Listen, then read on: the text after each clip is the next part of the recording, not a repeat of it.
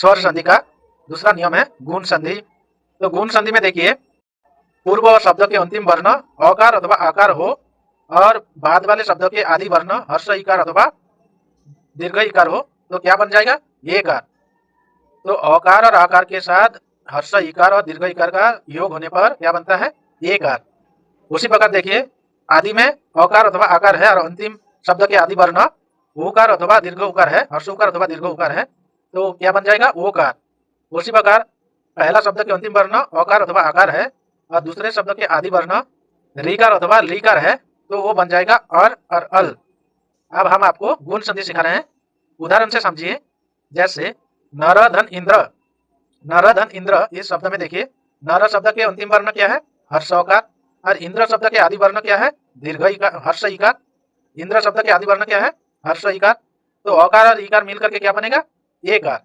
तो देखो, नर ए धन द्र, तो वर्णों का संयोग कर दीजिए तो बन जाएगा नरेंद्र।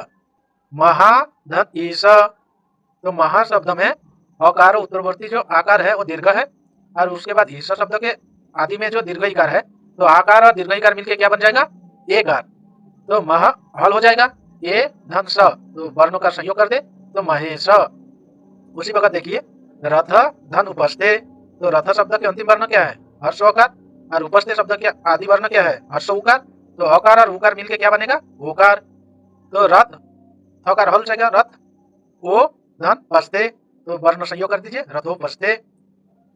वैसे ही देखिए, पुरुष धन ऋषभ, पुरुष धन ऋषभ, तो पुरुष में सकार के उत्तरवर्ती अकार और ऋषभ के आदि रीकार, तो अकार के बाद रीकार है तो क्या बनेगा, अकार के बाद रीकार होगा तो और अकार के बाद लीकार होगा तो अल। ठीक है, तो अकार के बाद रीकार है तो पुरुष धन धन सब, तो पुरुषर सब। तो इस प्रकार से आप लोग गुण संधि भी आज सीख गए। तो गुण संधि कैसे, इसको बार बार देखिए और अभ्यास करिए।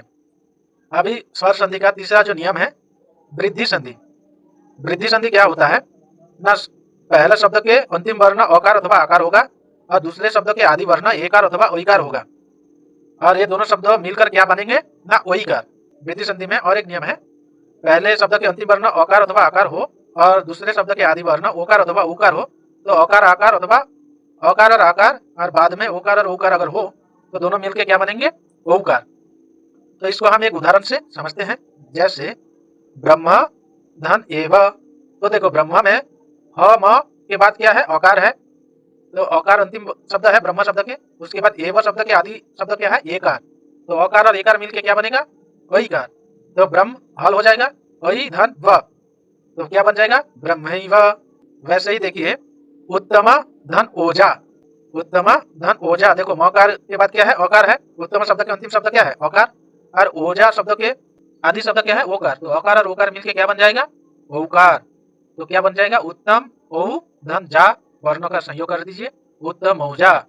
वैसे ही नृप धन ऐश्वर्य, तो नृप में अंतिम शब्द अकार, ऐश्वर्य के आदि शब्द ओइकार, तो अकार ओइकार मिलके क्या बनता है, ओइकार बनता है। तो देखिए, नृप ओइ धन स्वर्य, नृपै स्वर्य।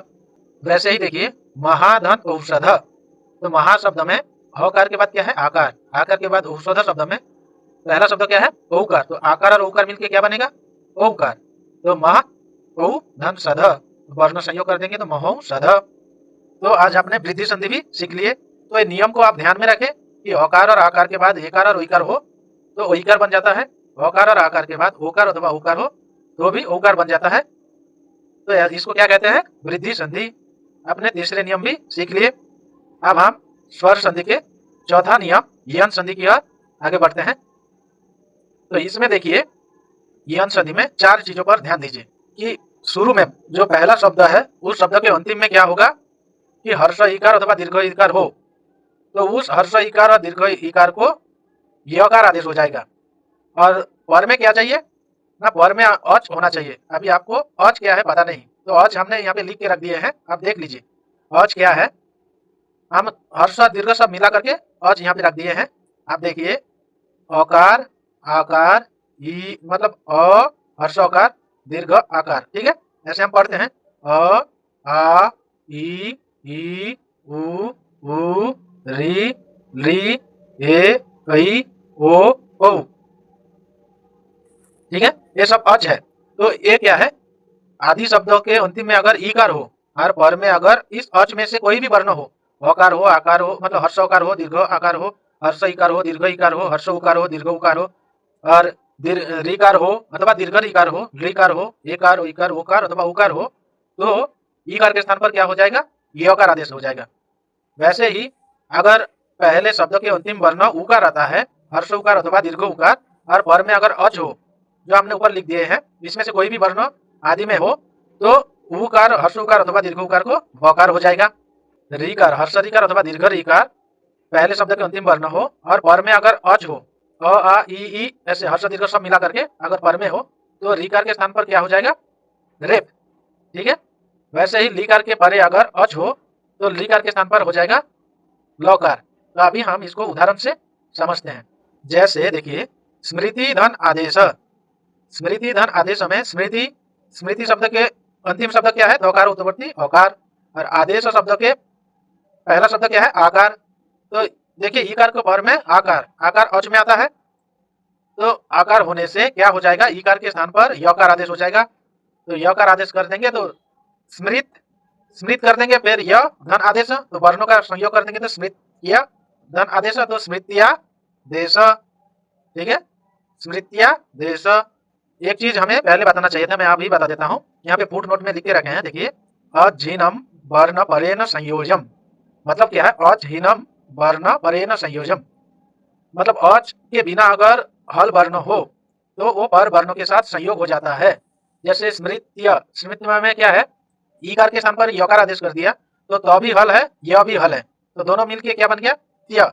और उसके बाद आदेश शब्द के आदि आकार है, तो आकार यकार के साथ जुड़ गया, तो क्या बन गया, स्मृत्या देश। ठीक है, तो अच के बिना वर्ण क्या होता है, जहाँ पे अर्च नहीं है वर्ण संयोग हो जाएगा, और अच हो जाने के बाद पीछे अच उसके साथ जुड़ जाएगा। ठीक है, वैसे ही उदाहरण देखिए, शशि धन उदयाय, तो शशि शब्द के सौकार उत्तरवर्ती जो ईकार है, दीर्घ ईकार है, उदयाय शब्द के आदि शब्द क्या है, उकार है, दीर्घ ईकार के बाद उकार है, उकार अच में आता है, तो इसलिए क्या हो जाएगा, दीर्घ ईकार के स्थान पर क्या हो जाएगा, यकार आदेश हो जाएगा। तो शस य धन उदयाय, तो वर्णों का संयोग कर दीजिए, वर्णों का संयोग कर दीजिए, तो शस्यु दियाय शब्द बन गया। ऐसे ही शिशु धन अंग, तो शिशु शब्द में अंतिम में क्या है, उकार है, और अंग शब्द के आदि में अकार क्या है, अज है। तो देखिए, तो उकार के स्थान पर क्या आदेश हो जाएगा, वकार। जो पहले हमने नियम बताए हैं उसको बार बार देख लीजिए तो आपको समझ में आ जाएगा। तो शिश व धन अंग, तो इसको वर्ण संग, वर्णों का संयोग कर देंगे, तो शिष्वंग शब्द सिद्ध हो गया।